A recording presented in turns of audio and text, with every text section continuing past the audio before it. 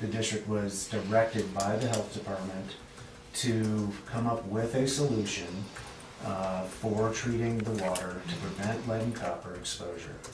The district had at least 3 maximum contaminant level exceedances at various residents, and that's what kicked off the program. And when was that? 2008. Okay.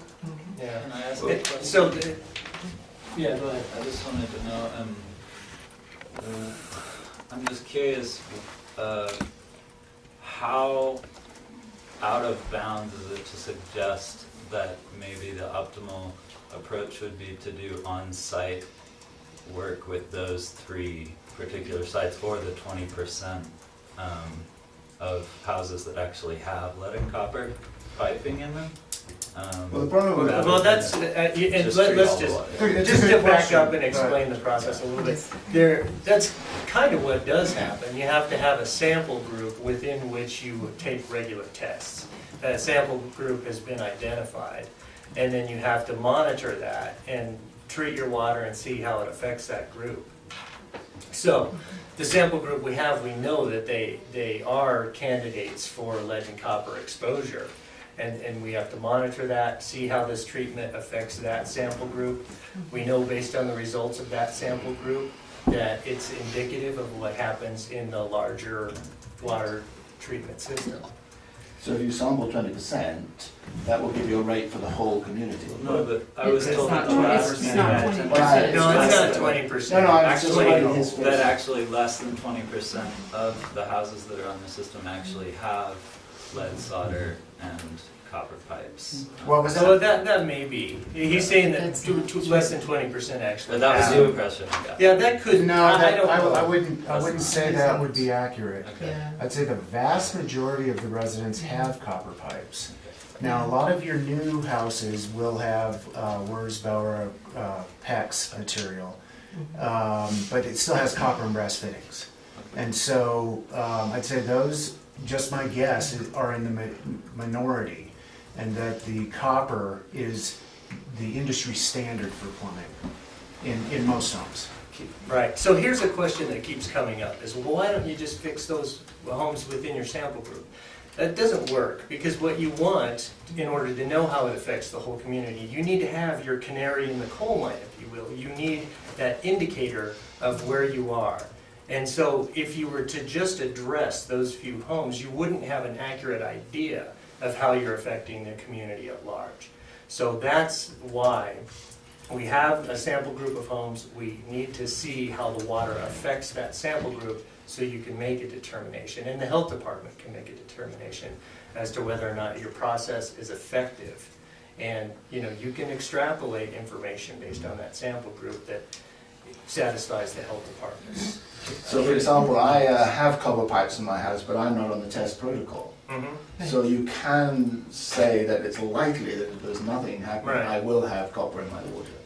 If there's no treatment. Exactly. So you're covering that. Yeah, I mean, you kind of have to go with a range of what's likely to happen, and address it that way. So the problem isn't happening before it gets to the homes.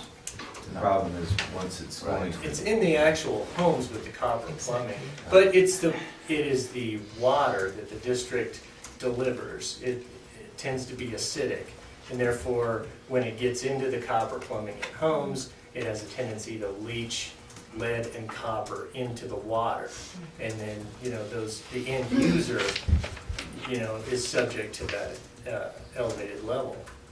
Right. So, and the district is responsible for the system from the point of distribution to the tap. So even though the district doesn't own that private plumbing, it's still responsible for the water quality that comes out of the tap. So the water is affected by the internal plumbing. The district still has to act with the public interest in mind to deliver appropriate water, or water that meets the CDPHE's requirements. It really throws the test off a lot though, because every home's different. It does, but with, again, that's just where you have to take a sample group where there are varying conditions, Yeah. and a sample group is deemed large enough by the health department to make an educated, assumption as to how. So for somebody to put pure lead pipes in his house, we wouldn't be responsible for pure lead pipes. We would be responsible for a sample that is in the best interest of the larger population. So he might leach with his pure lead pipes, but we can't take that responsibility. Are the sample homes set in stone? Do they change? Are they in different parts where? They're set up by the year of construction. Uh-huh. And so there's 3 tiers, and we can get you the rule, the lead and copper rule, so that you can read up on it and get more familiar with it. But there's a tier system, and it's based on the date of construction. And the purpose of that is that there was solder being used between 1988 and 1992 that had lead in it. And so lead is obviously poisonous, and they want to make sure that lead, that those houses are the highest risk because of the lead that's in the solder. And then you go down the list by tier, and that's how we filled out our sampling pool, is based on the directions in that lead copper. And did they happen to be kind of spread out where, I know you have different zones? No, because most of the older houses are in Chalet 1. Uh-huh. So, And it's 20 homes and it's the same 20, we're always testing the same 20, so. unless we have test locations fall out for whatever reason, sometimes customers don't respond, they won't cooperate. The home might go into foreclosure, so we don't have access to it, and then we'll find another Yeah, we did location. that. Yeah, we do. And one more question. Sure. How are the tests, who takes the tests? Typically, our process is that we leave a chain of custody document that the operator has signed. It has instructions for the homeowner.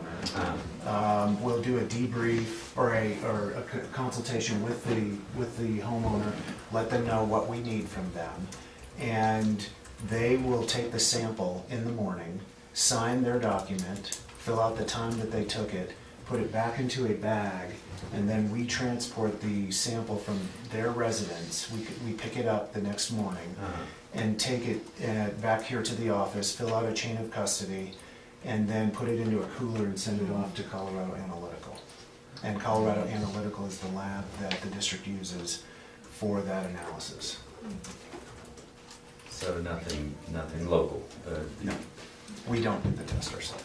Right, but you don't have anybody local do the tests? Local as in the valley, or no? We've found that we get a higher level of professionalism and service from Colorado Analytical if they do all of our water sampling. They are just really good at what they do, and they will give us an email notification as soon as the result comes in. Then they'll send a paper copy. They're really on top of the bottles. They don't use any used bottles. Some of the other labs that we had used in the past, there were issues with new bottles and that kind of thing. So, I have a question. How long have they been testing for lead and copper in our system? When did that start? 2001 is the record that I can go back to see that there is a communication between the health department and the district. So I don't know. Prior to that? I don't know.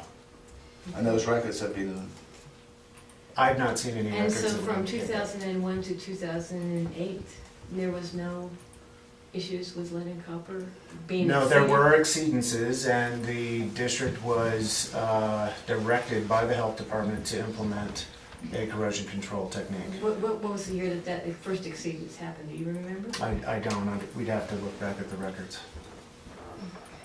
But But it was prior to me working here and Yeah. prior to AJ. But the plan wasn't really implemented till 2008, is that correct? The plan was implemented in 2008 by the previous district manager.